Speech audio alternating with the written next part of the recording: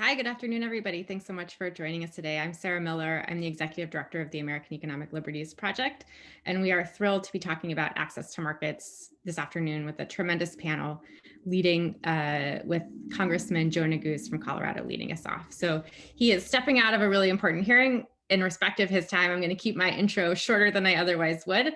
But as most of you know, Congressman Neguse, he has been a key member of the House Antitrust Subcommittee over the course of the 16-month investigation into digital markets. He's also the chairman of the Innovation and Entrepreneurship Caucus and has been just a strong and leading voice for entrepreneurship, innovation in Congress. And we're super excited to host him for the first time here at Economic Liberties with our partners on this event. So I would like to turn it over to him for a few minutes of remarks. We'll ask a few questions and then we'll dive into our panels this afternoon. Thanks so much, Congressman. Thank you, Sarah, for that warm introduction. And it's a pleasure, a privilege to be able to join you and the American Economic Liberties Project in its launch of the new Access to Markets initiative, an initiative dedicated to ensuring entrepreneurs and business leaders, inventors, and creators have fair access to competitive markets to grow their businesses. I want to first just say thank you to the team at the American Economic Liberties Project, to Common Future, to Small Business Majority, and to Right to Start for inviting me to speak at today's event, and very humbled to be here. America is a country, as you all know, built by entrepreneurs, built by creators, by inventors. And our nation's founding is, in my view, fundamentally entrepreneurial, right? It's rooted in freedom, in self-determination, bravery, creativity, and most importantly, opportunity. Entrepreneurship is, again, in my view, synonymous with America's identity. And perhaps most importantly, it's central to our economic recovery today as we start to finally see some light at the end of the tunnel with respect to the pandemic. We know that entrepreneurs and small businesses are increasingly the engine of economic growth and upward mobility in our nation, and there's no doubt that their success will be key to our success. And the good news is that there is bipartisan agreement, at least for the moment, on the need to protect American entrepreneurship and to foster innovation. Now, one way to do that is by ensuring that our markets are not dominated by a few large players, but rather that they're a place where entrepreneurs and small businesses can thrive, right? Where consumers and users are protected. And this is true for our digital economy, something that, as Sarah mentioned, the Judiciary Committee on which I serve spent a great deal of time investigating during the last Congress. And I also should say it's true for other industries as well, and we should not lose sight of that. Industries like telecommunications, food and farming, hospitals, pharmaceutical corporations, office supplies, cat food, lab equipment, every industry. And while Congress may have retreated from its role over the last several decades in ensuring that our antitrust laws truly favor competition and are against monopoly, I think it's safe to say that that retreat is finally beginning to end.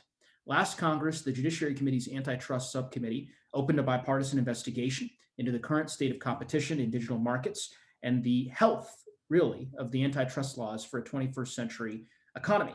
I was proud to participate in that investigation as the vice chair of the committee, working with Chairman Cicilline. And what we found is something I know you all are well aware of, and certainly the panelists are as well, which is that the online platforms that we investigated play an incredibly important role in our economy and in our society, but that the digital economy, just like other industries, has become highly concentrated and prone to monopolization.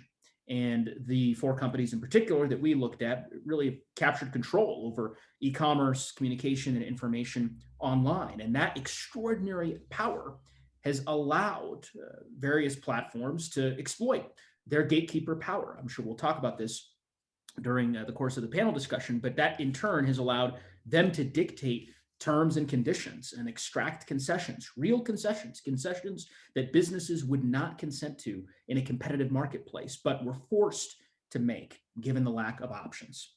Now, we didn't come to that conclusion lightly. We spent 16 months doing a top to bottom review of the market. The investigation was thorough, it was substantive, it was significant, it was comprehensive. We collected over 1 million documents from the companies and third parties. We held 7 hearings, including one on innovation and entrepreneurship and one in my home state of Colorado, a field hearing. We also spoke to hundreds of market participants that rely or interact with these dominant technology platforms. And we heard similar stories over and over and over again from sellers, developers, small businesses, medium-sized businesses about big tech's impact on innovation. An individual, and I know you all have heard this story before, right? Comes up with a new idea or a product, does all the market research, starts selling the product on a platform, which opens it up to data collection from that platform. They become a bestseller, and then they get their idea taken from the platform and they're driven out of business. Those practices have become so prevalent that venture capitalists refer to the area around the dominant platforms in which startups are killed, copied, or cloned as the quote kill zone, a phrase that I've used often during our Judiciary Committee hearings, right? This area in which they refuse to provide capital to those businesses that operate too closely to tech giants out of fear that those startups will be acquired and shut down. And they're not wrong. The tech giants have acquired hundreds of companies in just the last 10 years. As the managing director of Econ One, a gentleman by the name of Hal Singer, has warned, quote, if these practices are left unchecked, the resulting competitive landscape could become so inhospitable that independents might throw in the towel, leading to less innovation at the platform's edges. It is abundantly clear from our subcommittee's investigation that our existing antitrust laws, competition policies, and current enforcement efforts, which we ought to discuss as well, are not adequate to address the growing market power and anti-competitive practices of some of these companies in the digital marketplace. So in my view, the moment demands bold action. Our digital marketplace must be a place where people have confidence that their data is secure, that our democracy is protected, and innovation can thrive. And it's really Congress's responsibility to fix it. We have to utilize every tool at our disposal to level the playing field between these dominant platforms and small businesses back in my communities in Boulder and Fort Collins and across the state of Colorado and across the country. Our markets, they should be open, they should be fair, and they shouldn't favor the largest players. And that means restoring our antitrust laws to their original promise, because if we don't, we'll continue to see America's startup rate decline, something we've already seen really collapse. I mean, it's fallen by half just since the 1970s. So again, very important issues for us to address in the Congress. But the good news is that I think we're on the precipice of real reform with the Antitrust Subcommittee leading the way. And we, of course, wouldn't be there and be here without you, without entrepreneurs and innovators, small and medium-sized businesses, investors, advocates, folks who have really helped raise awareness and continue to speak out about anti-competitive behavior online. Nor would we be here, of course, without the incredible expertise of the organizers of the event and some of the panelists that you'll hear from. So again, I want to say thank you for inviting me here to speak, and I certainly look forward to the work ahead and to answering some of your questions. Thanks so much, Congressman. That was just music, I think, music to our ears, music to our audience's ears, and it's so encouraging. Let me just tee you up with a couple of questions, if I could, before we let you get back to your hearing. So as I'm sure you have noticed, Amazon has been in the news a lot lately because of the unionization efforts underway in Alabama. But during the big tech CEO hearing, I think one of the more memorable moments was hearing the story of an entrepreneur, a textbook seller who supported her entire family with a robust business before Amazon kind of slowly wiped her off of the platform. We've heard these stories over and over and over, and I know you did on the subcommittee as well. I think it would be terrific to kind of talk a little bit with our audience, because Amazon is just such a dominant player in this space and has so much influence, particularly now in the context of a raging pandemic, over entrepreneurs and smaller businesses. How Congress can and should help protect entrepreneurs or would-be entrepreneurs who have little choice but to sell through Amazon from this sort of abuse. Sure. I remember that testimony. The story, it's, as you said, it's a familiar story, right? In some respects, right? We've heard it so many times, and yet it's a heartbreaking one every time you hear it from the various different small businesses and, working families and entrepreneurs that have been impacted across the country. The companies investigated by the subcommittee, and, of course, you identified Amazon as one, have captured control over key channels of distribution. And they have, in some respects, come to function as gatekeepers, essentially. And we heard over and over again during the course of our investigation how dominant platforms have really exploited that gatekeeper power to dictate terms. And as I said in my opening remarks, really extract serious concessions. We had probably hundreds of market participants who spoke with subcommittee staff that indicated that their dependence on these gatekeepers to access users and access markets really does require those concessions and demands that carry significant economic harm. But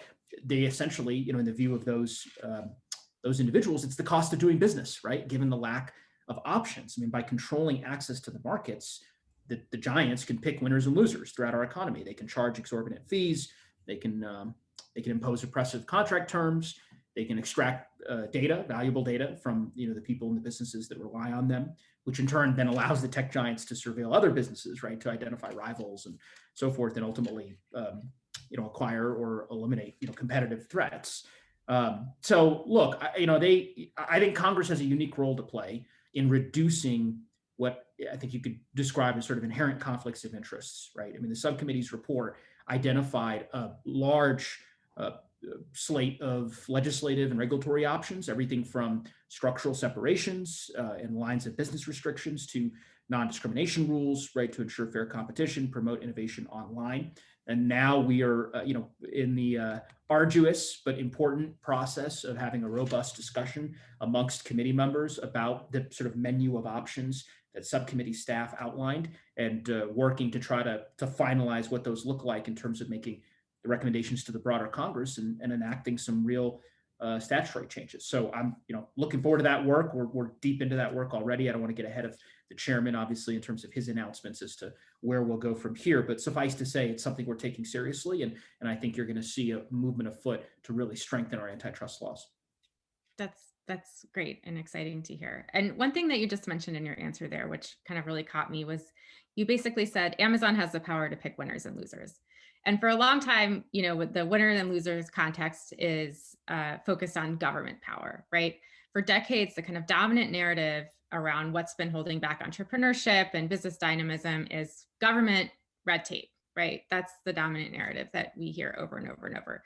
But we see monopolies, as you've described, as private regulators who have the power to pick winners and losers, who have the power to kind of wrap all of their competitors up in red tape so they can kind of squash them. Do you kind of agree, with it sounds like yes, you do, because we just discussed it, but kind of this narrative shift between like who actually is kind of regulating these markets and what we need to do about it. What do you think is the most effective way to address this particular problem? Well, the most effective way is to ensure that our laws are strengthened and that the laws that we have on the books are actually enforced vigorously by the relevant regulators. And obviously, during the course of our investigation, we talked a great deal about some of the decisions that were made by the FTC in past administrations, both Republican and Democrat, that, in hindsight now, clearly were not the right approach in terms of really addressing this problem head on. And a good example, obviously, is the decisions around Facebook and its acquisitions in the early 2010s, I guess. I don't know how you call each decade here in the 21st century. So I think taking a step back, right, for my purposes, thinking about Congress's role, our subcommittee, there were kind of three important elements of the investigation. The investigation had to be bipartisan, which it was, and it stayed that way largely. Two, the hope was that it would give us a better understanding of how the market was working, right? Because it gave us as members of Congress and members of the particular subcommittee the opportunity to really get into the weeds on this particular issue, to listen and visit with experts and economists, many of whom are on today's panel, and better inform our own understanding. And then from there, right, determine whether or not reforms to our nation's antitrust laws are warranted. And I think the answer to that question is yes. And one thing that was striking to me learning in this process was that there really hasn't been a full antitrust investigation like this by Congress in more than 50 years.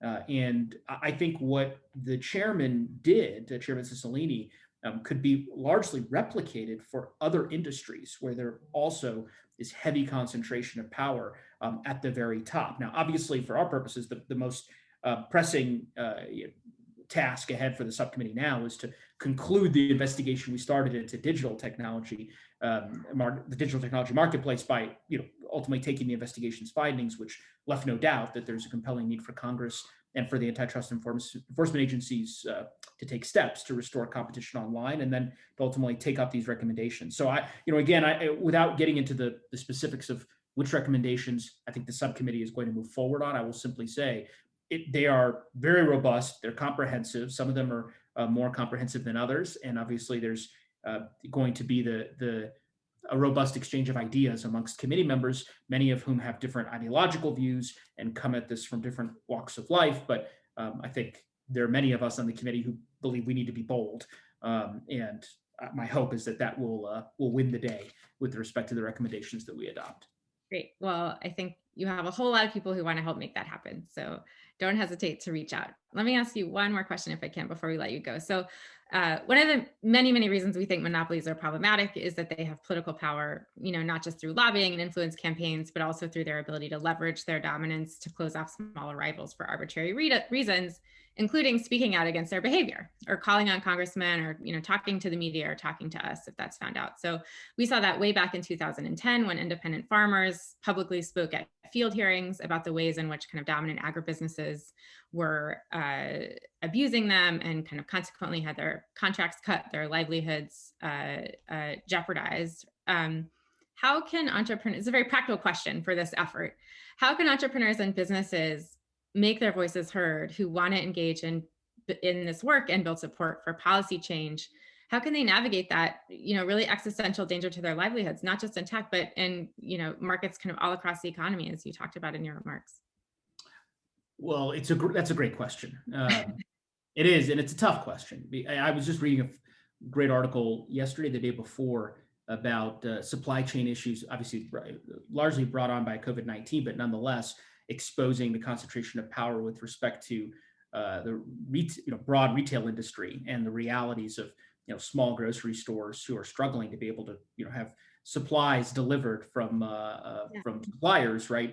I'm sure you probably saw this article as well, and thinking about the burden that they're taking, a small local grocery store speaking up about the fact that they're unable to get the necessary hand sanitizer and other goods that they need to be able to serve their community because the big suppliers are focused on supplying Walmart, for example, right? It was this article.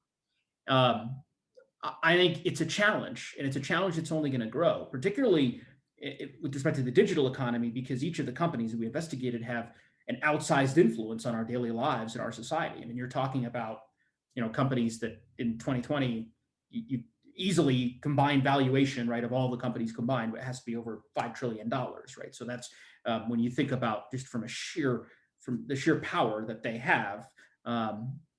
Clearly, they're going to become even more interwoven to the fabric of our economy, particularly as we continue to shift our work and our commerce and our communications online, which of course was also something that has been a steady, obviously, steady evolution over the course of the last many decades, but exacerbated or pushed even further, scaled up by the pandemic, right? And we heard from over the course of the committee's investigation from a lot of discouraged investors, who, or rather, we heard from small businesses about how they would have, investors who would be very discouraged about investing in their companies, and just how much, how hard it made it to grow and sustain a business, even with highly popular products, because of the potential for retaliation and obviously the various issues that we described. So, look, I would say, in Colorado, competition is allowed for innovation, economic growth.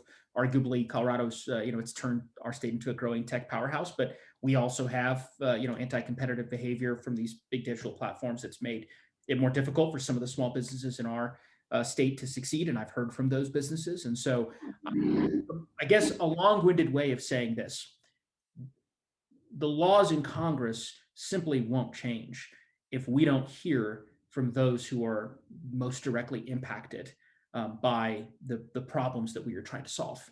And so while I empathize, so much with the many small business owners that we heard from in the subcommittee in terms of, the risks that they are taking, speaking out and elevating their voice, I am so grateful that they did so. And I'm hopeful that they'll continue to do so, because the empirical data, the anecdotal evidence that they've been able to provide the subcommittee has provided the underpinnings of the investigation's ultimate findings, and in turn will be the catalyst for the legislation that hopefully we pass and get signed into law. So I suppose not much of an answer because but I would just simply encourage those businesses, the small business owners, the entrepreneurs, the innovators, to the extent that they are being impacted, to continue to raise their voices because it matters. It matters a great deal. Great. Well, we launched a little tip line today, an anonymous tip line where folks can maybe share their stories and we can share them with you, because we also have learned so much just about how markets are dysfunctional from entrepreneurs and smaller businesses who, aren't able to speak publicly, but hope that their stories will be heard by you and antitrust enforcers and action will be taken. So thank you so much. I will let you get back to your hearing. We're so grateful to have you. It's exciting to kind of meet you for the first time officially. And just grateful for your leadership, really optimistic about what you're going to be able to accomplish. So thank you so much, Congressman. Take care. Oh, thank you. Pleasure is all mine. Thanks so much for having me. Bye. All right. Next up, Brandy. Hi, Brandy. I think I saw you earlier. There you are. How are you? Good. Sorry for popping in quickly. No worries. All right, I'm going to hand things off to Brandy Collins Dexter. For those of you that don't know her, Brandy is an advisor to economic liberties. She's helped tremendously with this work stream and program. She's currently a visiting fellow at the Harvard Kennedy School's Shorenstein Center on Media, Politics, and Public Policy, and a senior fellow at Color of Change, where she was previously senior campaign director of their Media, Culture, and Economic Justice program. She is also, and this is something that I know our whole team is very excited about, working a book about Black participation in democracy and the US economy, with a particular focus on the role of technology and information integrity in improving or deteriorating community health. So we appreciate her taking some time away from her many responsibilities, including writing a highly anticipated book, to work with us on this project and to moderate our panel today. So I'll let her take it from here. Thank you, Brandy. Thank you for having me on. And if I could if my panelists could pop into video, and I will introduce folks. So hello, everyone from Baltimore. I'm excited for this panel. I want to run through a quick bio of the different folks, and then we'll get to the conversation. So online with us, we've got Victor Wong, founder and CEO of Right to Start, a campaign fighting for everyone's right to be an entrepreneur as national policy priority. Previously, he was vice president of entrepreneurship at Kauffman Foundation, the world's leading philanthropy supporting entrepreneurs. There, he led initiatives that impacted over 200,000 entrepreneurs in 200 cities, including efforts in catalyzing capital formation, transforming economic development practices, launching a national policy roadmap, and breaking barriers for underserved entrepreneurs.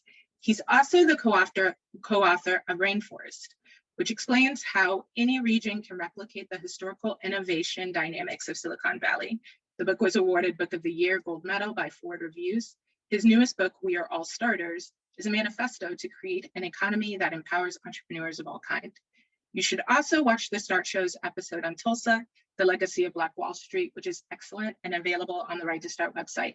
He's joining us from the Kansas City area. Thank you, Victor. Next up, we've got Stacey Mitchell. Stacey Mitchell is co-director of the Institute for Local Self-Reliance, a national research and advocacy organization that for decades has fought corporate control and worked to build thriving, equitable communities. Stacey directs ILSR's Independent Business Initiative, pioneering research and reporting on the importance of small business and the public policies driving their decline. In 2020, Stacey was profiled in the New York Times for analysis of Amazon's power and her leadership in building a broad coalition to challenge it. She's written several influential reports and articles about the corporation, including a 2018 cover feature for The Nation entitled, Amazon doesn't just want to dominate the market, it wants to become the market. Her paper, Antitrust and the Decline of America's Independent Businesses, was recognized in 2017 as part of the annual Jerry S. Cohen Award for Antitrust Scholarship. And her Nation article with Susan R. Holmberg titled, Why the Left Should Ally with Small Business is also a must read. Stacey is joining us from Portland, Maine. And finally, we have Matt Stoller. Matt Stoller is the Director of Research at the American Economic Liberties Project. He's the author of Goliath, the 100-Year War Between Monopoly Power and Democracy. which Business Insider called one of 2020's best books on how to rethink capitalism and improve the economy. Previously, Matt was a senior policy advisor and budget analyst to the Senate Budget Committee. He also worked in the US House of Reps on financial services policy, including Dodd-Frank, the Federal Reserve, and the foreclosure crisis. He also has one of the must-read Substacks in the game, the Monopoly-focused newsletter Big. Definitely check out his January 27th piece, How Monopolies Slowed the Vaccine Rollout and Small Businesses Sped It Up. Matt is joining us from DC, and I actually want to start with Matt. We heard the congressman mention that there hasn't been an investigation like what we've seen in the last 50 years. Can you contextualize for us that history? Why has it taken so long and to get to where we are right now, and where do we need to go?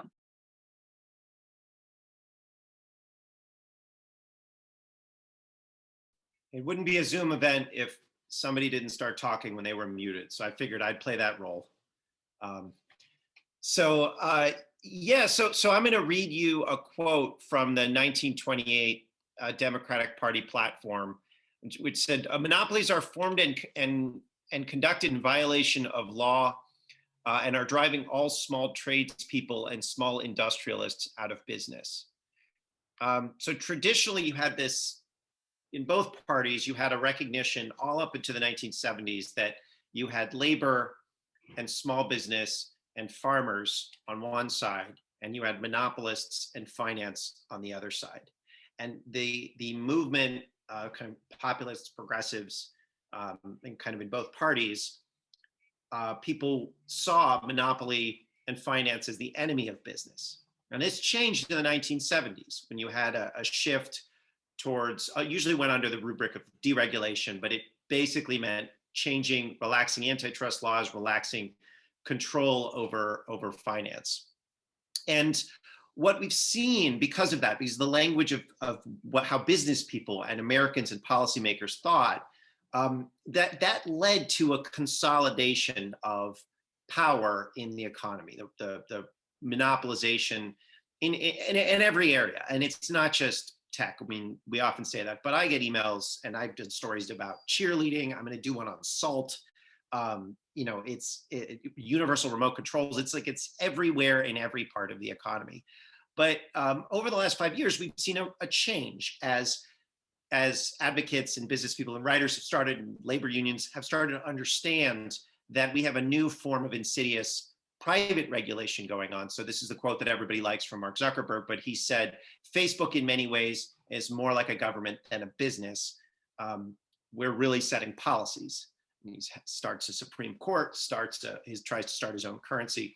So we're in a sort of a different moment when we see, app stores and Facebook and ad tech as a set of private regulators. But you also see that in every area of the economy. If it's music performance, it's Live Nation. If it's defense, it's the prime contractors. If it's breathable sportswear, it's Gore-Tex, and so on and so forth. And what we're trying to do is sort of reconceptualize the language that we use about politics, so business people understand that this is not a business problem. This is a political problem, that we as Americans should have equal access to markets. That is a core part of what it means to be an American, what a core part of what it means to be a producer, a citizen, a worker, an entrepreneur. And then we don't have that right now, and that we have to demand that from our government. So that's kind of to give you a broad conceptual framing of the history here. We're trying to bring back this older history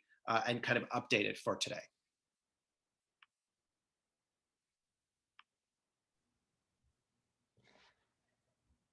I think that's a great, is absolutely the right framework, and very much like what we're seeing. And I just, to sort of add some concrete stats to the phenomenal shift that has happened in our economy. 40 years ago, you go back to the 1970s, and businesses with fewer than 100 employees were over 40% of the whole economy, almost half of the whole economy.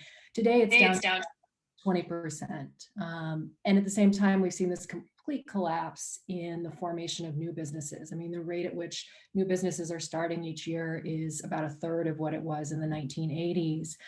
And we have this like story, that we tell about this, that small businesses just can't compete, and this is sort of progress, and there are forces out there that are at work, and but when you start to really look and you sort of step away from that framing and like really look with fresh eyes at what's happening, and going through sector by sector and talking to independent business owners and entrepreneurs about like what are the biggest barriers you face, what you consistently hear are all of these ways in which their ability to operate has been closed off, impeded, and compromised by monopoly power. And it is lurking, as Matt said, in so many different parts of our economy. I mean, you see it in, for example, the fact that Walmart, which controls a quarter of our entire food system, will go to food suppliers and says, we're a huge part, we're, your biggest customer, you must give us pricing that is below what anyone else can get. We need special promotional deals, we need special packaging, and you need to charge our small competitors, the independent grocery stores we compete with, higher prices than you charge us. We heard the congressman refer to that issue. We see it with like Visa and MasterCard, and you can't not accept Visa and MasterCard. But this is like a huge toll that these monopolies are able to levy on every business in the economy. And there are businesses out there, particularly that do like small dollar transactions. Their monthly Visa MasterCard bills are higher than their payroll and their profit. I mean, think about that. Everybody who works at that business and makes it go is earning less than Visa and MasterCard because they did a transaction that cost, a fraction of a penny, but are effectively monopoly gatekeepers that can just tax your business. The congressman talked a lot about what's going on in digital markets, the fact that the online market is just closed off. There are these gatekeepers who arbitrarily dictate what you can and can't do, and also levy a big tax on your trade. And if they don't like what you do, they are jury and executioner that can kill your business overnight. And again, you talk to business owners and they articulate all of these things. In surveys that we've done, market power abuse is like the top issues that are named as like what are the big barriers. But that, because of the kind of shift that Matt has written so well about, like that doesn't map to any sort of political discourse, those set of problems. The story out there, the way that we think collectively about small businesses, we sort of belittle them as mom and pops that are insignificant and on the margins and don't really matter to the overall economy, and we ignore the fact that we have a whole set of policies in place that favor bigness and that undermine their ability to operate. Thanks. I want to kind of bring this all together along with a question that was put out there by the audience, which is legislative action more called for on the federal level, or is it more at the state itself? And Victor, I know you've thought about like all sorts of what interventions could look like, where they need to happen. Can you weigh in on what Stacey and Matt laid out, and then maybe speak to that question as well? Yeah, I think, I love the historical context that Matt provided, both just now as well as in his excellent book. This is sort of shocking to a lot of people. There are a lot of stats around how startup rates have just collapsed in the US over the last few decades. And you see the results now. There's actually surveys done by my former employer, the Kauffman Foundation. Over 2/3 of small business owners and entrepreneurs say that government doesn't care about them. And so it's become pervasive now amongst that network of people that actually are involved in the entrepreneurial activity. And as Stacey says, you don't really fully appreciate it until you spend time with them and you hear their stories and you understand what it looks like to actually start and grow a tiny little business from scratch. Because the forces are greatly arrayed against you. But meanwhile, we actually are at this amazing time where over the last several years, the research has gotten stronger and stronger about the importance of entrepreneurial activity. Right now, we know that almost all net job creation comes from young businesses. And so, you think about like what we've been through in the last year in terms of economic disruption, and the attention tends to focus on large employers, which is the way the economy tends to think. But then who's talking about not just how you keep small businesses afloat, but how do you regenerate new businesses to create the new jobs to bring back the economy? You hardly hear about that, even though the research really is indicating that that's where the new jobs are coming from. We also know that's where GDP comes from. Entrepreneurial activity actually is what creates GDP. It's what drives innovation. And what happens is older businesses cancel each other out. They compete against each other. They either net zero or they net negative. And so new businesses drive GDP. We also know entrepreneurial activity is important for fighting inequality, for fighting poverty. And so all this research is out there, yet there's a disconnect between what we know and then what we actually do on the policy side. And so this is very pervasive. And Matt talked around all these different areas where we see this kind of large corporate dominance that's happening, but it's pervasive, and it's not just around tech platforms now. If you think about the way education policy is done, you look at economic development, you look at tax policy, you look at regulatory policy, patenting, capital access, banking, government procurement, all these things, if you actually look across how they function, and you get even urban planning, you get down to the level of how does this affect the little person versus the big giant? And they're all fundamentally skewed right now. And a large part of that, I would say, is because we kind of lost track of the narrative in America. Starting in the 70s, we started to focus on how do you grow the pie the biggest way possible, as opposed to how do you actually create a rejuvenating society where you're actually able to take little people with little business ideas and big dreams to actually help them grow up. And so that shift from how do we focus on maximization at all costs versus how do we create dynamism has really been a big lost narrative in society. So I think to the question of what you're saying, Brandy, around, is the answer federal or state? And this question that Sarah asked the congressman earlier, what can entrepreneurs do to have their voices heard? I think it sounds trite, but I think for me, it's very clear that we've got to make noise. If you're an entrepreneur or you care about entrepreneurs, you've got to make noise, because I've spent a lot of time with legislators, federal, state, and local. They actually don't hear from entrepreneurs very often. Like if you get them in front of an entrepreneur, those conversations don't naturally happen because entrepreneurs have no time and no money. They don't have spare capacity to spend time trying to figure out how to get to a mayor or a city council person or a state legislator, or not to mention a congressperson or a governor about the things they care about. They just don't have that capacity. So we've got to find better ways to get that voice heard. We've got to be proactive about it. And it really cuts across all levels. So one of the things we've done with my organization, Right to Start, is we're really trying to shift the narrative from entrepreneurship being a issue or even a sub issue or an economic sub issue or a finance sub issue or all these other things to actually make it a right. It's a basic right. Just like you have rights to speech, you have a right to worship, you have a right to assemble, you have a right to be entrepreneurial. The role of society is to nurture that, to protect that, and to help it grow. And we've lost track of that right. And what it does is it actually changes the debate. So in Missouri, just a couple of weeks ago, we have the first Right to Start Act that was introduced in the Missouri legislature. And it went in 2 weeks from getting introduced to getting voted out of committee.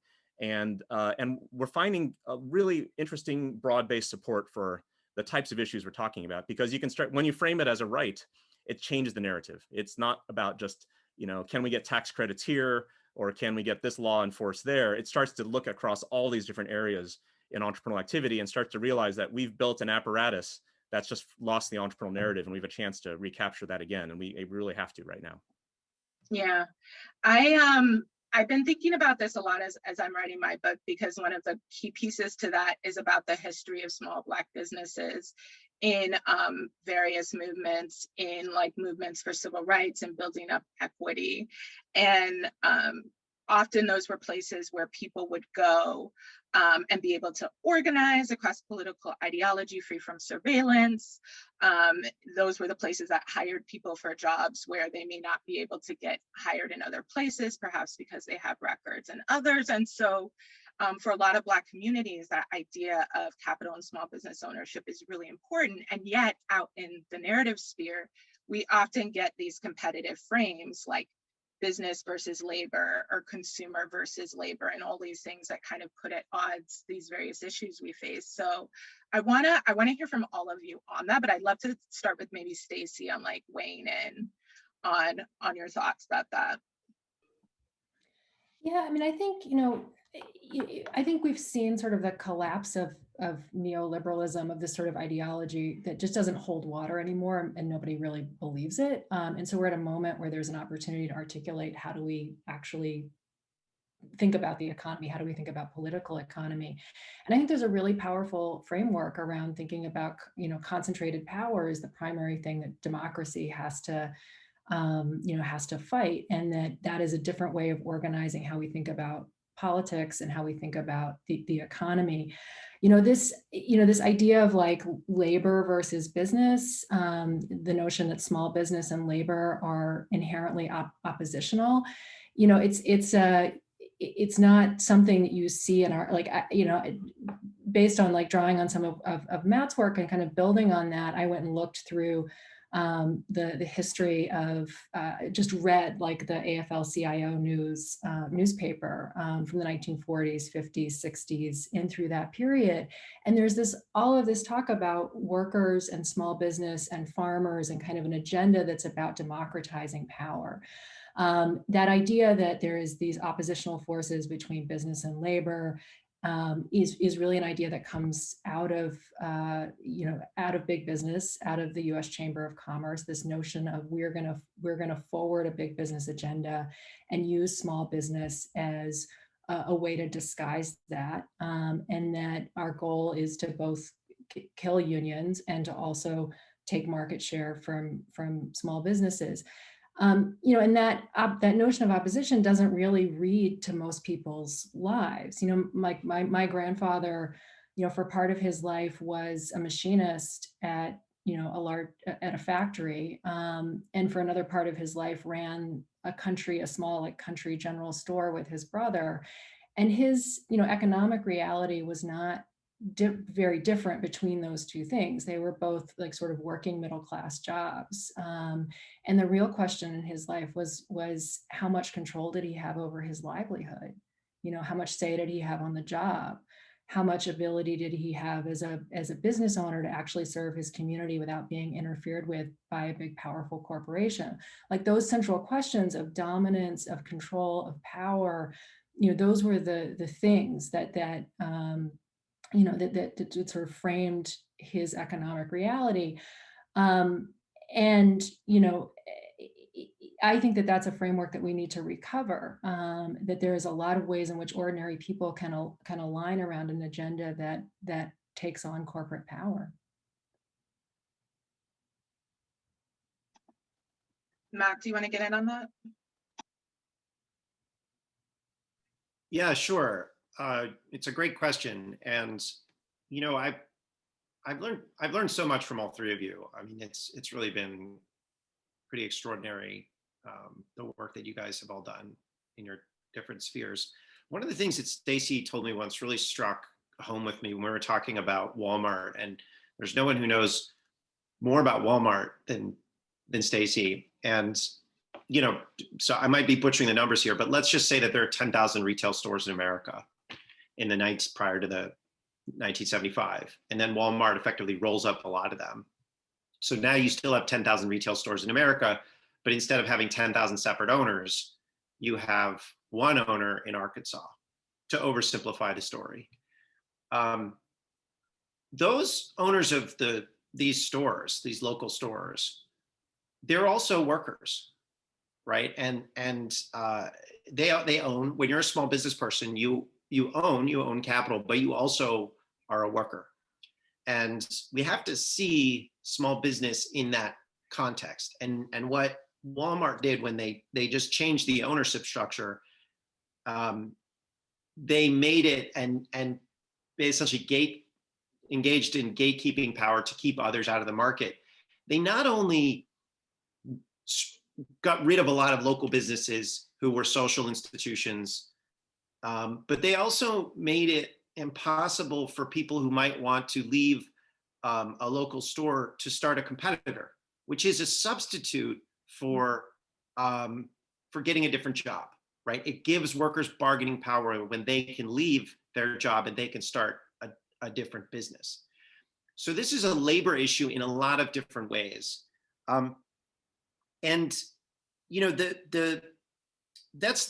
What's impressive about what Victor's doing with the START Act is he's bringing these arguments back to kind of that core element, that the liberty to work under safe, reasonable conditions, to develop oneself as a citizen, that's the same liberty animating people who want to start businesses, whether they want to grow those businesses really, really big and do something, extraordinary to change the world, or whether they just want to have, hang a shingle out and be a local doctor, or have a store and just be a neighborhood anchor, or just make a little money. I mean, these are all core parts of the American experience, and they're so important. And situating that in, in American politics is, I think, the task here. I mean, I think we see, that it's what's extraordinary about when you learn about, or when you focus on sort of what it means to be a business person politically, is then you start to see all of these other connections. I mean, I'm really excited to read your book, Brandy, because I want to see how business was an anchor for a whole set of other rights in terms of the civil rights movement. And so anyway, I just, the way we draw divisions between consumer and business, or worker and business, as opposed to finance, monopoly, and sort of people that want to create producers, it's pretty artificial. And it's this weird anomaly in America that we're all very used to, because post 1980, that's kind of the way that people thought about the world. But it really is not consistent with the pre-1980 American tradition. Yeah, I'm gonna give you, Victor, the last word on this before we wrap.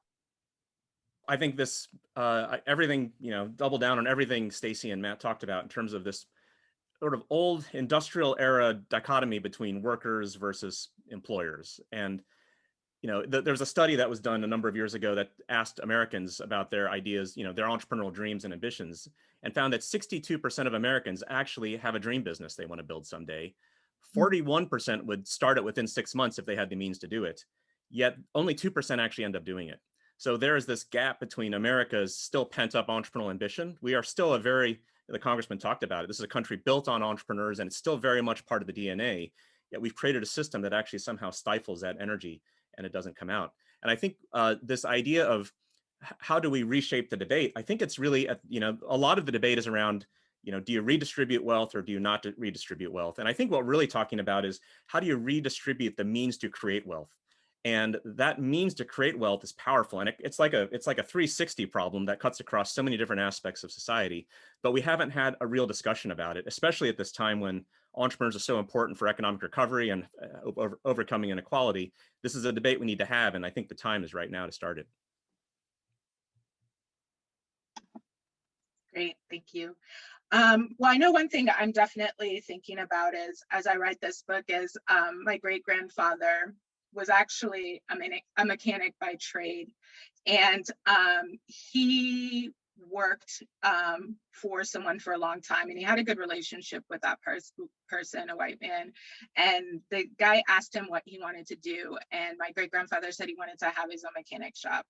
And he actually ended up getting fired, but he went on to become the first Black man in the state of Illinois to get his mechanic's license and open up a shop in Chicago. And so certainly that history of that, like, sort of dream of having your own thing and what that can incentivize and open up, I think, is extraordinarily crucial.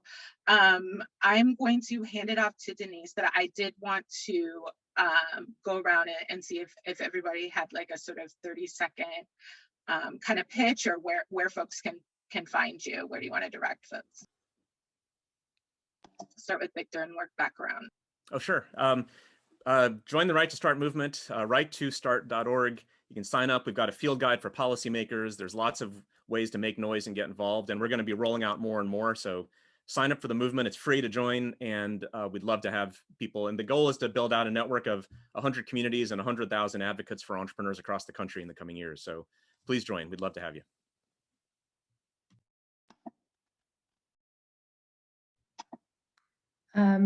Independent Business Initiative at the Institute for Local Self-Reliance. If you just go to our site, you can navigate from there, sign up, all that good stuff. We do a lot of policy work and research. And I also just want to thank AALP for this event and for this really good conversation. And just say, as one quick closing thought, that this isn't this isn't only about like what we have to gain from fighting corporate power and sort of recovering democracy, but also thinking about what we could build from here and what it would look like if we just had like a birth of independent businesses and a lot more power and opportunity distributed and really vibrant communities. That there is, you know, that prospect is also something that I think is really powerful. Yeah, so I encourage you to join both what Victor and Stacey are doing. They're really extraordinary organizers and researchers. You can find more information on what we do at economicliberties.us. And we're a policy advocacy group that focuses on the problem of private power. And I want to echo what Stacey said about the positive possibility here. Anybody who started a business knows that it's an art and it's doing something new and interesting to try to make the world a little bit different, better. And, you know, if we have a much more open and entrepreneurial society, America could be, and I say could be, a weirder place and a more fun place and a more interesting place. I don't think people realize just how much fear is out there in every part of our economy, just this fear that something really bad could happen, because there are all of these firms and people out there with the ability to engage in coercion.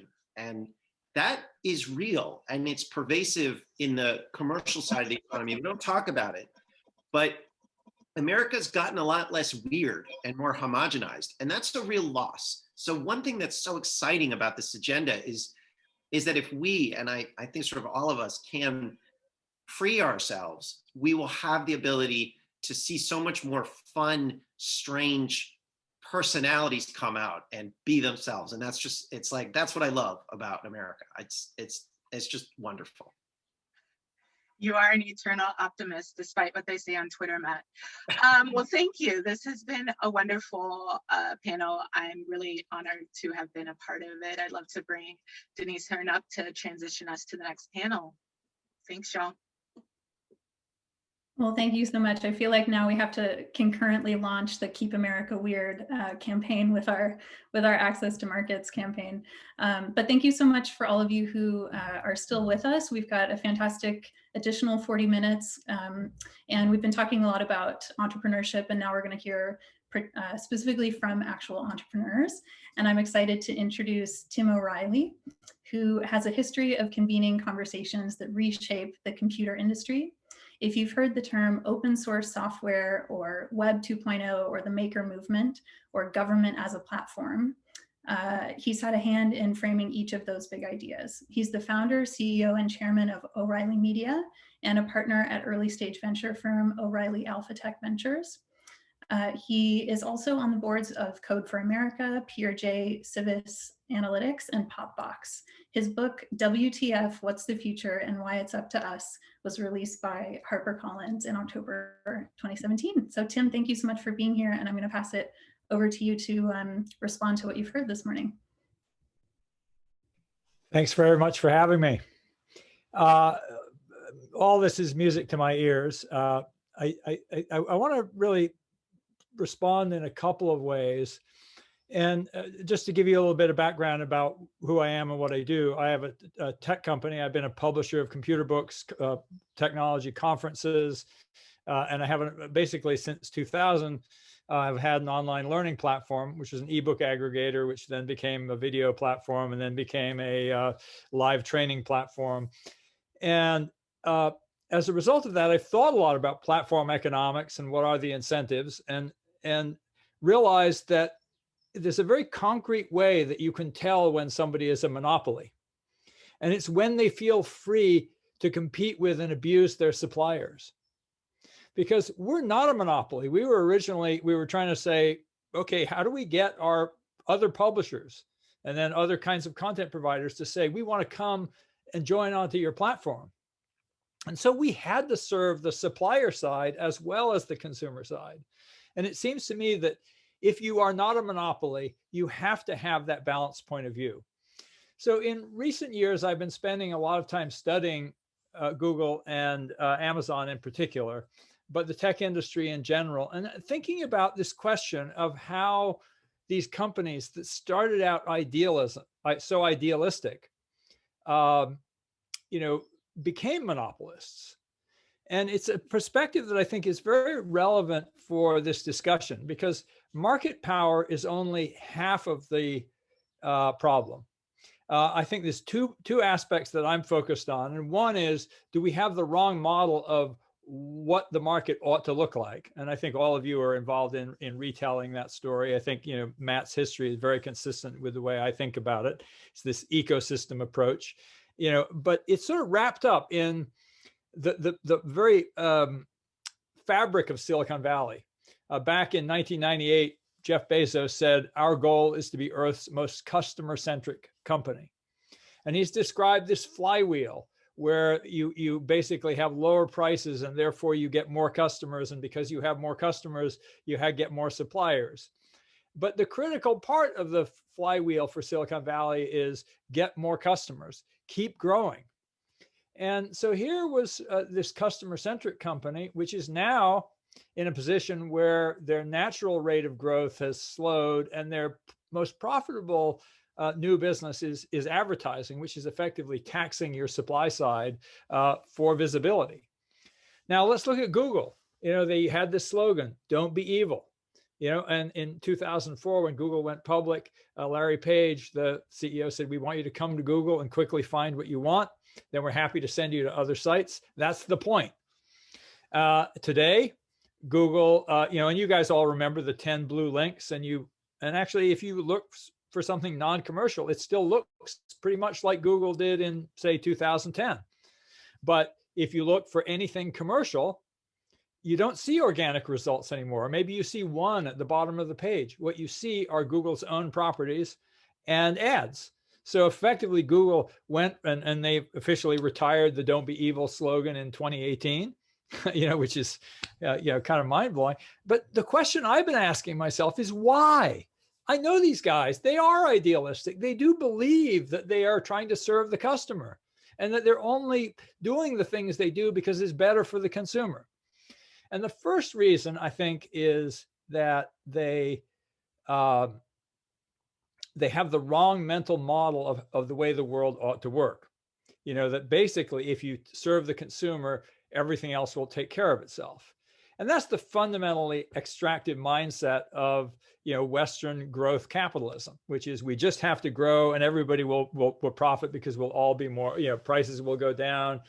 And I think we really have to question that. We have to question, we see things like climate change, which are forcing us to question this growth. But the other aspect of it is, so we built, I guess as a result of this, we built an economic machine that works wrong. And I think we have a narrative that's somewhat wrong when we say, oh, these companies are greedy, and I go, no, they're not greedy. They're doing what they were built to do. It's a little bit like saying somebody bought a gas guzzler as a car and they want to fill it up with more gas. No, they don't want to fill it up with more gas. They just bought a machine and they built a machine that consumes more gas. And the only way it can get what it wants, machines effectively are designed with implicit, tropisms of a certain kind. And so then that leads me down the path of asking, what are the incentives that made, Larry and Sergey, for example, who really are truly idealistic guys, build this machine that became a monopoly, that became anti-competitive. And it looks to me that it's really in the design of the system. And it's not the design of, it ultimately became the design of Google and the design of Amazon, but it's in the design of our financial system. And so when I think about what are the remedies, I think simply going after market power is not enough. We have to ask ourselves, why are we, telling companies that they must get bigger? They must increase their profits. And it's through the financialization of our economy, where Jeff is a great example, richest man in the world. He's not rich because Amazon is extracting profits in some kind of old fashioned, 19th or early 20th century way where they're, getting more money by not paying their workers enough. He's getting that money from the stock market. And the stock market is rewarding this vision of future growth and monopoly. And it's so interesting because that's now become the business model of Silicon Valley capitalists. You look at a company like Uber. The market didn't pick the winners. The venture capitalists did. They basically said, if we put enough money into this one company, we can underprice everybody else. We can get a monopoly, and the market rewarded them for it. And so I think we need, financial reform, tax reform, and not just monopoly reform if we're really going to tackle this problem. We tell these companies, you must grow. And I think when I think about remedies, the first thing I would do is, first of all, we need a lot more disclosure. We need to understand, in these, again, going back to the wonderful quote that Matt shared from Mark Zuckerberg, Facebook is more like a government than like a company. Well, let's understand, who are they taxing and who are they distributing those proceeds to? And this question of who gets what and why is not very easy to find in their financial records. And I think you look at a company like Google and Amazon, who are they taking money from when they compete with their suppliers? How much do Amazon's, vendors pay in taxes effectively? And is that going up? And how does that correspond to other aspects of their market power? So we need a lot more disclosure. And I think we really need to look at the incredible leverage, I call it super money in my book, that financialized companies have relative to companies in the ordinary operating economy where you live on today's profits. Amazon, Tesla, for example, have hundreds of years of future profits baked into their stock price. And that gives them an enormous incentive to keep up this growth. So with that, I've kind of given you a rapid fire tour of all these things that I'm working on. I'd be happy to share more with you, anybody who wants to know more. Thank you, Tim. I mean, I think what you bring up is so critical in terms of the system incentives that are baked in that really, they really incentivize this kind of monopolization across the economy, and the role of financiers is incredibly important and something we'll also be dealing with as we sort of build out this initiative further. So thank you. Is there a place you would like to tell people to get in touch with you, or any other? You can just send me an email, tim@o'reilly.com. There is also a website called tim.o'reilly.com, which is sort of my library, my museum where I put talks. I don't keep it up as well as I should, but it'll give you access to a lot of the pieces that I write. Highly recommend. Thank you so much, Tim. We really appreciate you being with us today. And I am now going to introduce the rest of our panel on entrepreneurship. And we've got 4 fantastic panelists.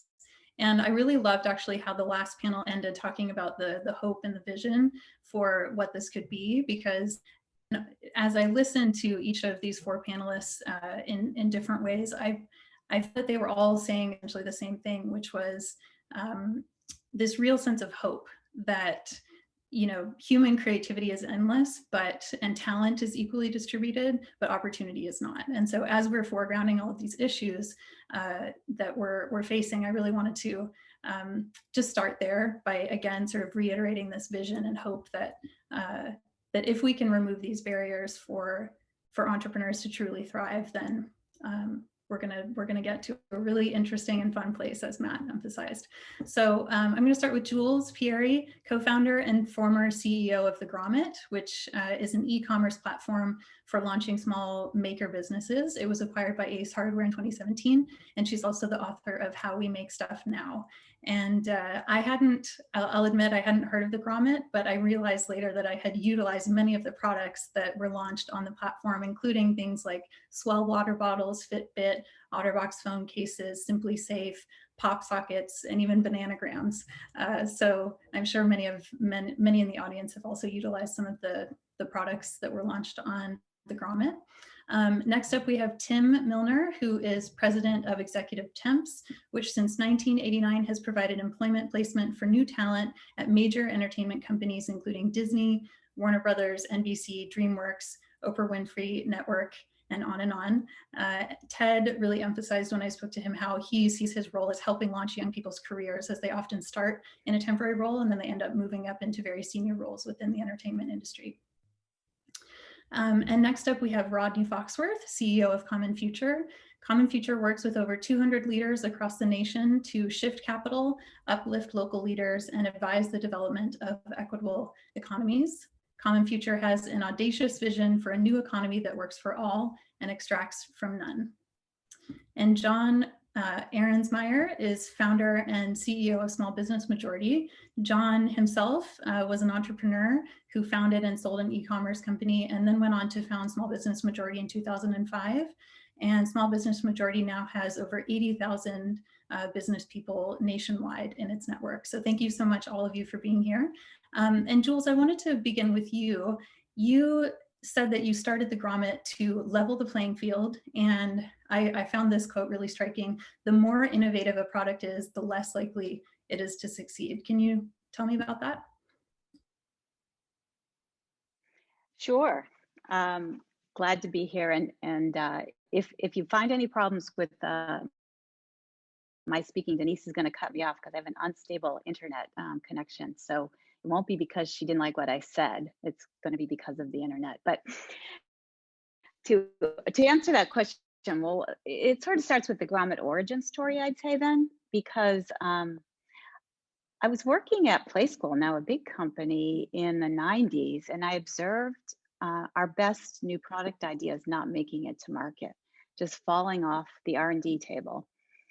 And I went to my boss at the time. I was new to the toy industry, and she's famous now, Meg Whitman, not famous then. She was CEO of Play School.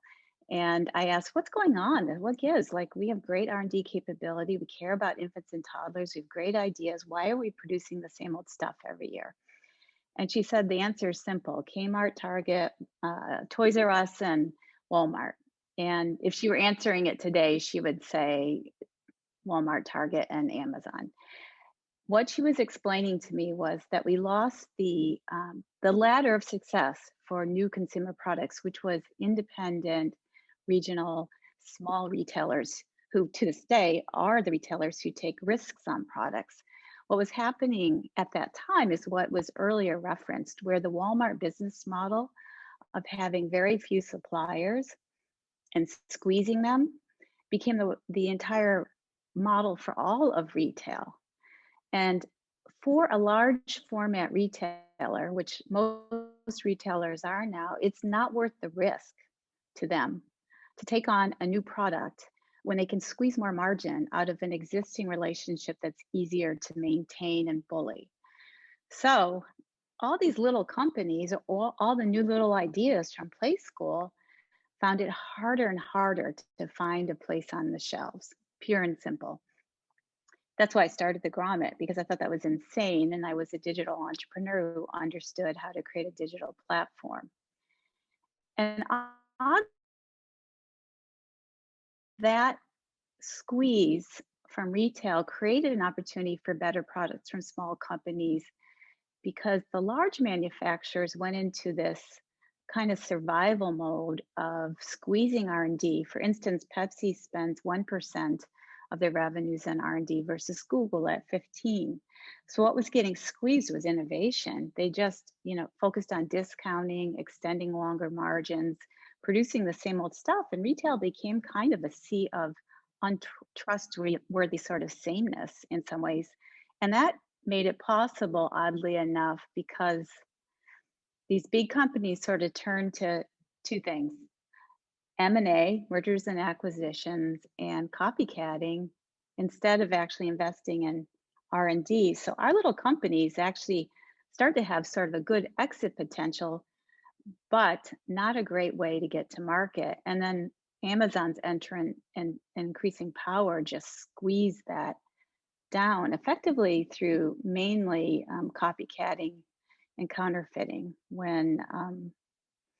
So again, why would the best products not have a chance to win? They're really operating in obscurity, in a little dark corner, and they don't have the resources and the sophistication to break through on any of the online platforms in a meaningful way, with Google, Amazon, and Facebook essentially being the gatekeepers to access.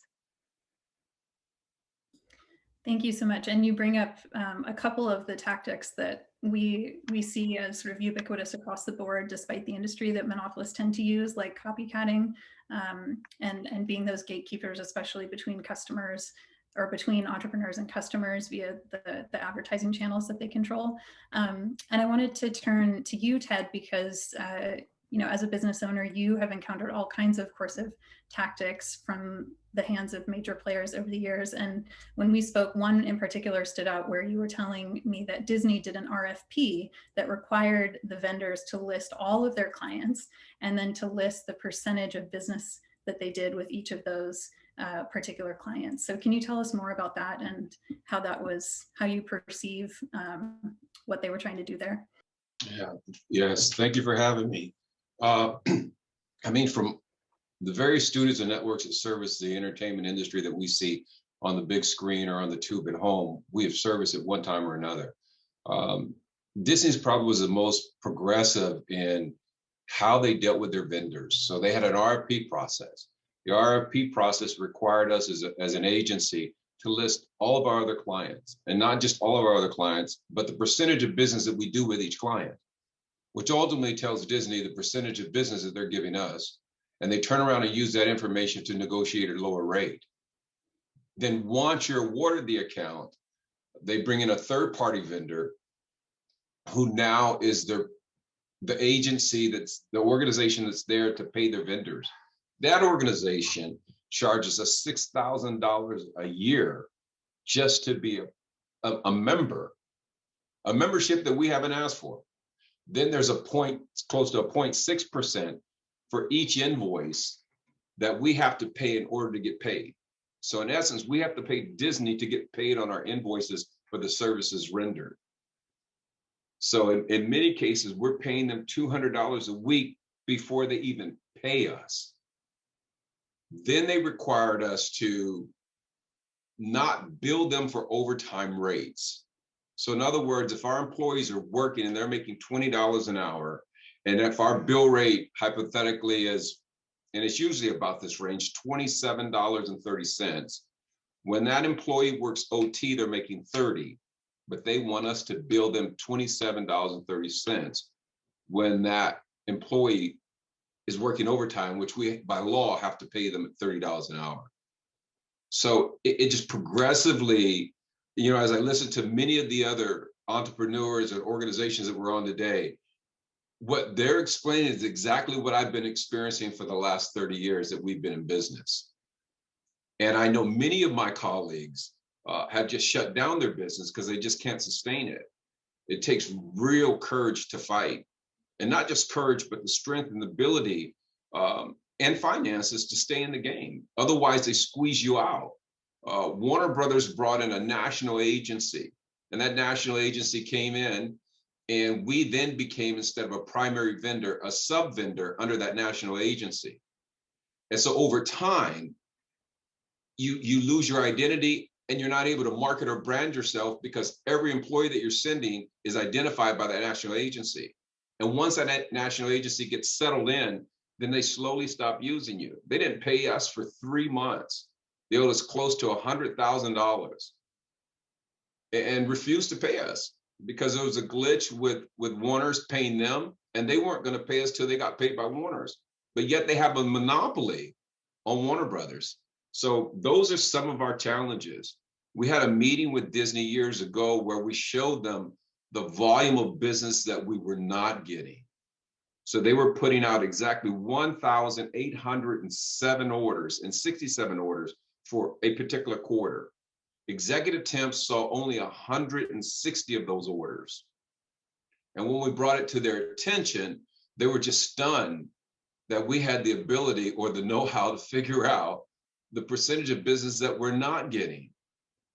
You know, and then they punish you if you raise your voice to them. And so their attitude often has been, you are a minority vendor. You ought to be grateful that you're here. And so that model has to change. It just has to change. And so those, Denise, are some of the struggles that we face and that we deal with. Some of the smaller studios, like a network or Oprah Winfrey Network, or say Oprah Winfrey Network or CW Network, we will service them exclusively. But when we got to the larger studios, we're struggling to do business. But yet they're calling us for the most difficult and challenging executives. I mean, we even place someone for Bob Iger. And many times for the other networks, we're filling those EVPs and the president roles as assistants and staffing, even some executives. So I know you begin to question yourself and your ability to compete. But then at a smaller network, you dominate that network. So there's a lot of change that needs to take place. Yeah, thank you. I mean, it's so powerful to hear your stories, and we're just so glad that you're comfortable sharing them, because I remember you said to me as well that you feel like one of the only ways you can really sort of go up against some of these firms is really raising your voice and using media and reputation as a way to to get their attention. And Rodney, I wanted to go to you. You don't work exclusively with entrepreneurs at Common Future, although you do work with many across the country. And I wanted to bring into relief this idea about access to capital being the prominent need of businesses. It's something that we hear quite a lot. And we specifically named this access to markets because we feel it's a concurrent, an important, it's a really important to build alongside this access to capital framing. And so can you talk a little bit about that, and also why access to capital may be insufficient on its own to deal with our structural problems, and how we need to look at power and where it resides to truly change systems? Well, thanks for asking the question, Denise, and inviting me into the conversation. I first want to just reiterate everything that Ted said, because with the story that he shared, I mean, you multiply that by 1 million, right? And I think this is something that Victor pointed this out in the prior panel in terms of just the stories that people don't have access to, information and insights that small business owners and entrepreneurs go through, particularly minority entrepreneurs of color. So I wanted to just emphasize that. One thing that I've really been trying to move away from in terms of your question, Denise, and access to capital. I think this whole conversation, and Ted really illuminated it with his own experiences. This conversation is about power. Matt opened this up, the conversation about power, and the question I have, and so many people have, is around how do we get from access to capital to control of capital. And one thing I want to sort of situate the conversation in as well, Stacey pointed out how we've had new business creation down by 1/3 since the 1980s.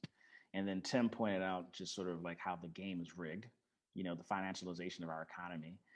Well, interesting connection point on that is that finance as a share of our GDP and income in the US is more than doubled since the 80s. So there's a real clear connection between the two. And what's really unfortunate and fascinating about that from the perspective is when you think about access to capital, control of capital, obviously there's been a consolidation of banking institutions over the last several decades, effectively creating banking monopolies. What type of impact does that have on small businesses and entrepreneurs, particularly given that those banking monopolies have exited the business of lending and supporting small business by and large, right? We don't talk about that often, but it was clear in the rollout of the initial phasing of the Paycheck Protection Program, in which so many small businesses were left out. And it was very glaring for those of us who have been working in this space for so long, in which we understood that those banking institutions didn't have access to small businesses and entrepreneurs. And so, of course, where did they flow capital to? And so just, again, when you think about like who has control of the capital, and I think one of the things that is really daunting, but it's an opportunity, so many small businesses and entrepreneurs in the network that are represented by Common Future really have to become overly reliant on very undercapitalized institutions like community development financial institutions, CDFIs, and other types of community-based banking and capital institutions. And let us not forget that, Black-owned banks in this country have decreased in half over the last, 10, 15 years as well. And so there's a lot there in terms of how we think about the control piece. And I think one other thing to be mindful of, and I think all of us have been, particularly over the past year with COVID, the strengthening of the capital base of these monopolies. Monopolies are even stronger. They're more capitalized. They're becoming unregulated quasi-banking institutions themselves, becoming large capital allocators, in which they're effectively, in the same way Ted spoke to, the instance he gave Warner Brothers, bring in a national entity to really effectively squeeze businesses like Ted's out. What you're seeing is like when these monopolies can allocate capital to other businesses, they're specifically attempting to strengthen their own bottom line and the ecosystem of their businesses, and also potentially find opportunities to target acquisition down the line. And so, again, the power that is held from the capital perspective is something that I think we have to be really mindful of. And so when I think about that question, Denise, about access to capital, it's really, I think we need to be thinking about the control of capital, what types of institutions have it, who does not, and how do our policies need to really reflect that. Thank you, Rodney. Completely agree that they're often self-reinforcing mechanisms. And I know, John, you as well have talked about how there's a large concern in terms of capital access because startups and smaller businesses often are at the mercy of larger corporations when they're seeking access to capital. Can you say more about that? Sure. Well, first I want to thank ELP for hosting this panel discussion. It's really fascinating. I want to quickly just note the history of small business in the political world that Matt and Stacey talked about in the last panel. And when I founded Small Business Majority 15 years ago, we really came into this seeing the aftermath of small business really being relegated to the side in the 80s and 90s, and really having their fortunes lumped in with that of big business in the sort of popular consciousness. And we actually, I used to say when I started at Small Business Majority that small business had been hijacked by the right and ignored by the left. And organizations such as the Chamber of Commerce and the National Federation of Independent Business were really claiming to speak for small business, and they really were not looking at what was really going on. So we've really tried to right that wrong in the last 15 years, working on a whole host of issues from access to capital to healthcare, to paid leave, to tax policy. And I think we're seeing a shift now. And I think you're seeing the work that Victor and Stacey's organizations are doing. I think the only silver lining in this pandemic for small businesses, I think small business issues have now been more in the forefront. People are realizing, policymakers, the general public is realizing that small business is really essential to our way of life, to our communities, particularly when it comes to our communities of color, how important these institutions are. But the reality is that we still have huge disparities between big and small enterprises across our entire economy. Really small, we know from all of our polling and conversations, small businesses, they just want a level playing field, not looking for anything extra. And that really doesn't exist. And, there's a long list of areas where there's this incredible disparity. Access to capital obviously is the top of the list, all the issues that Rodney talked about. Corporate contracting, the issues Ted talked about, huge disparity in power. Obviously the tech platforms, we talked about that. Tax policy, economic development policy, franchising is a huge area where you see this disparity in power. Big data, what's that allowing big companies to elbow out smaller competitors. Licensing rules that really keep the smallest businesses out of many industries. Workforce training, which tends to focus almost entirely on big businesses. The list goes on and on and on. And so I think there's a greater consciousness now to address this issue than there was 15 years ago.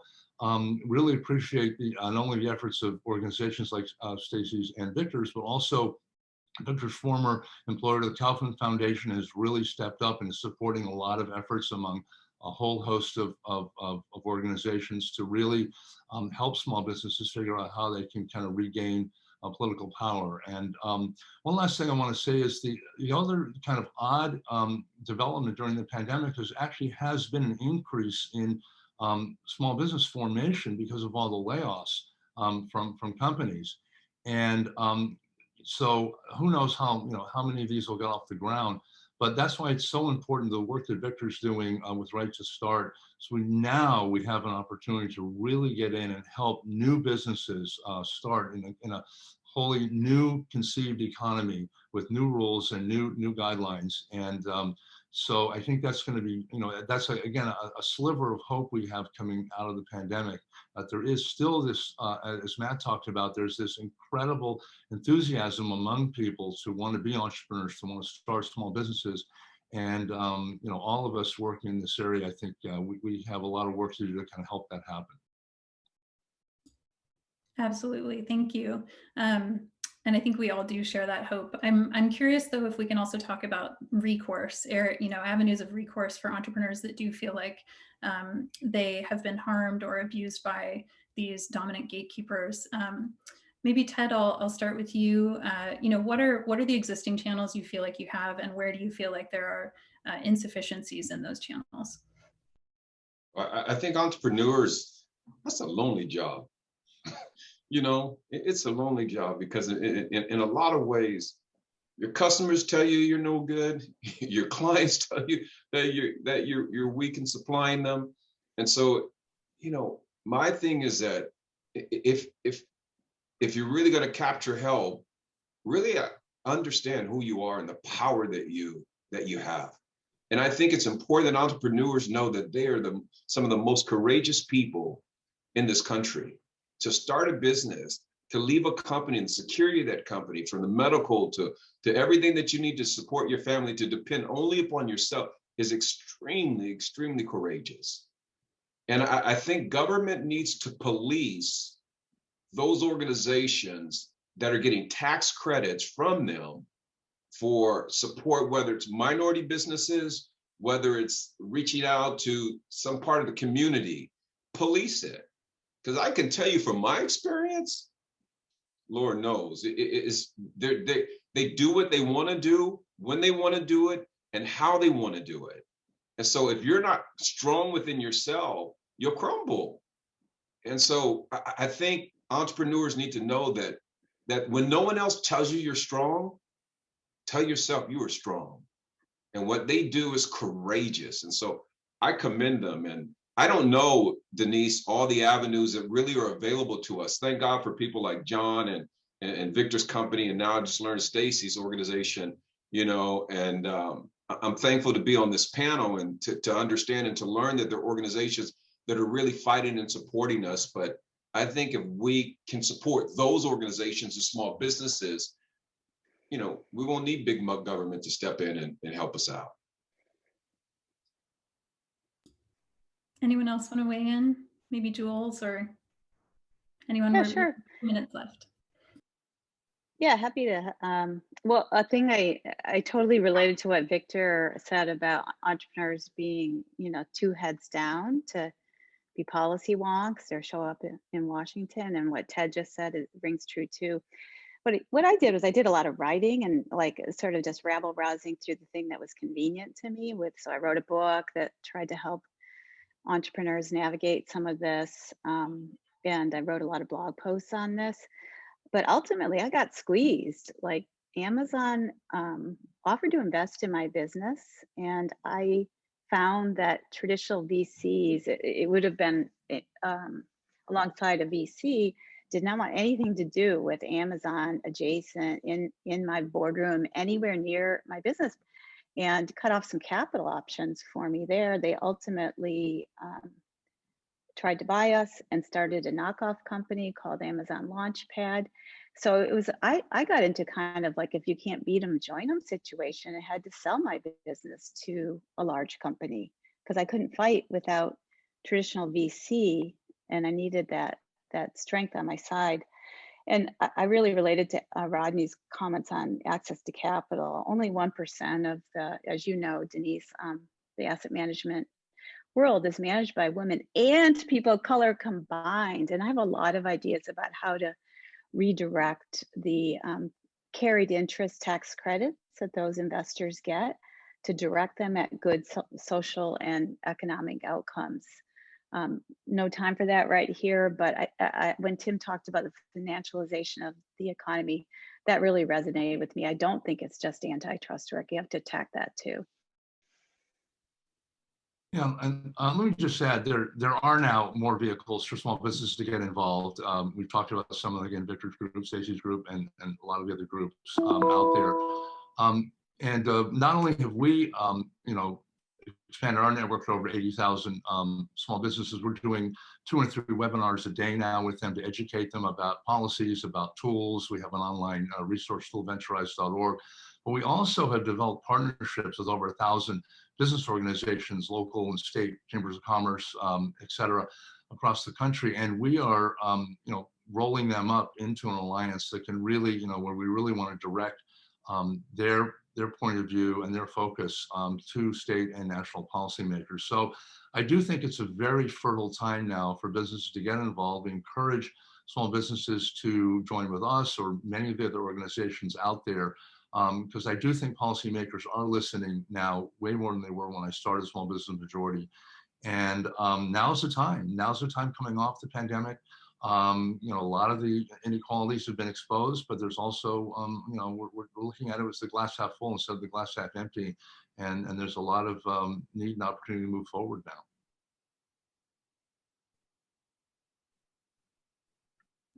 Well, maybe I'll follow Brandy's lead because we're at the end of our time here to just say, maybe if we want to go around and sort of do one last word and any way that you'd like people to find you on the interwebs, and then we'll do a quick closing. So maybe Rodney, start with you. Thanks, Denise. Yes, you can find me at commonfuture.co. And the one thing I just want to uplift is just a huge opportunity I think we have right now to really focus in on sort of these the cooperative models that can really bind together businesses that have been excluded and kind of collectively have power.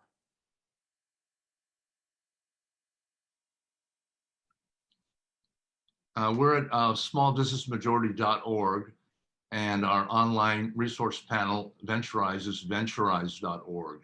And we welcome both partner organizations and small business owners to connect with us. And we are in the business of connecting small business owners with the many technical assistance and other resources out there, as well as with mission-driven lenders like CDFI. So those are the 2 links that you can reach us on.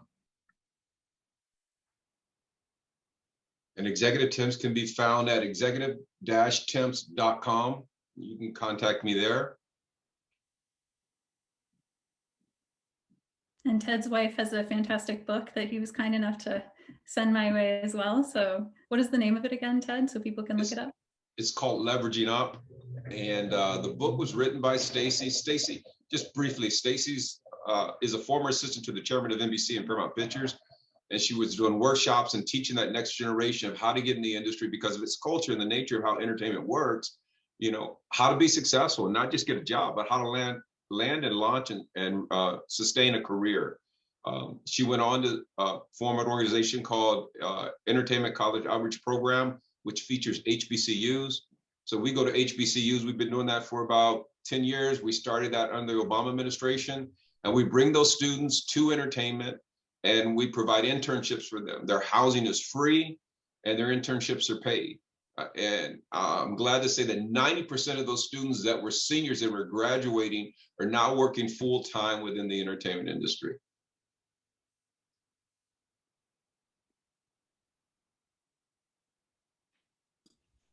Jules, would you like to tell us where? So I did a brain dump of how to navigate this world in my book, How We Make Stuff Now. So happy to support anyone who wants to learn more about that. And then I'm an investing partner at X Factor Ventures.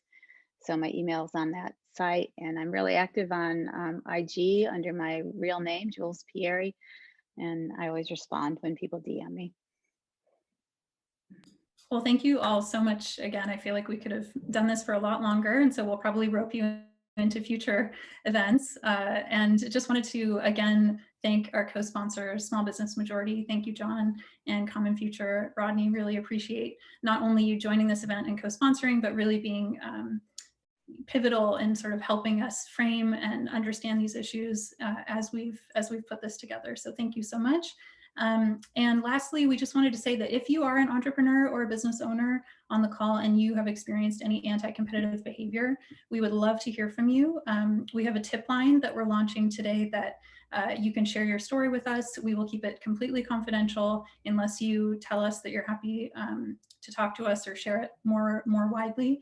And I think we're going to drop the link to that in the chat. And then if you also would like to stay connected to what we're up to, you can sign up for Economic Liberties newsletter at economicliberties.us. And I think that's it for now. So thank you so much, everyone, for joining us. And we will continue to be rolling out some additional news in the coming weeks. And so look forward to connecting with you there. Thank you so much again, everyone.